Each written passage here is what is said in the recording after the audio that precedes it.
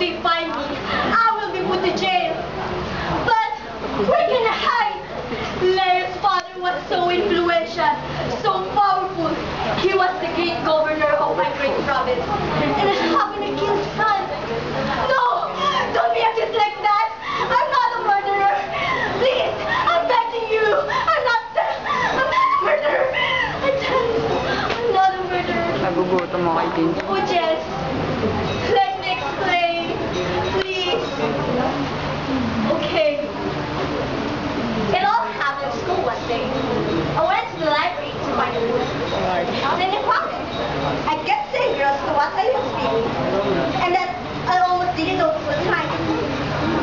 It was John Fancy. Oh, wait! I think I was the only student left the library. To my dismay, Leo was waiting for me outside. I wanted to hide, but it was too late. He was already in front of me. Hi, Brenda. Can I drive you home?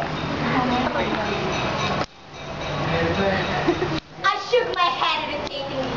God, how I hate him. He always sent his candidate letter in a few stationery, which I send them back all along. He sent me roses and chocolates too. They are my favorites. I wanted so much to eat the chocolate, but I hate the person who gave them. So, I put them in the trash. God! How could I ever get away from this guy?